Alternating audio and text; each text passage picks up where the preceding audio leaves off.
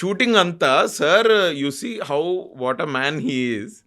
First రోజు morning అవగానే sir నమస్తే సార్ అని కాళ్ళకి దాని yes my friend come my friend ఏంటి ఎలా జరుగుతుంది అది రైట్ వైభవ్ ఎలా జరుగుతుంది అనేటాను. నేను ఒక రోజు సార్ నా పేరు అంటే సుష్మిత గారు కూడా ఉన్నారు.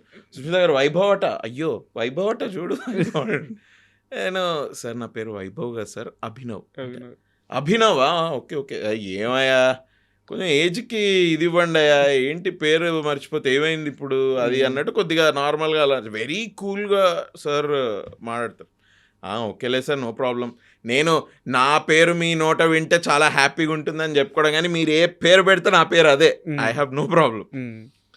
షూటింగ్ అప్పుడంతా వైభవ్ వైభవ్ అని పిలిచారు. ప్రీ రిలీజ్లో when he was talking about me he said Abhinav. Correct. చూసారా మీరు? ఎందుకంటే ఇప్పుడు ప్రీ రిలీజ్లో కూడా గోలా ఇది అండ్ ప్రీ రిలీజ్ వరకు మేము షూట్ ఎప్పుడో అయిపోయింది మాది. 20-25 రోజులుగా నన్ను చూడని కూడా చూడలేదు. సో మీకు గుర్తు పెట్టే ఇది కూడా ఉండదు. సో అట్లా అనమాట. సార్ కూడా అసలు హీస్ 69-70 years ఏమో కానీ he's very active, young at heart. He's amazing sir నిజంగా. He's very. బట్ మీకు తెలియకుండా మీరు ఇంకో పెద్ద సీక్రెట్ రివీల్ చేశారు ఇప్పుడు. ఏది?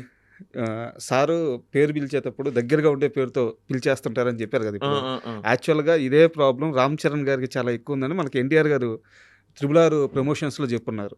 అవునా?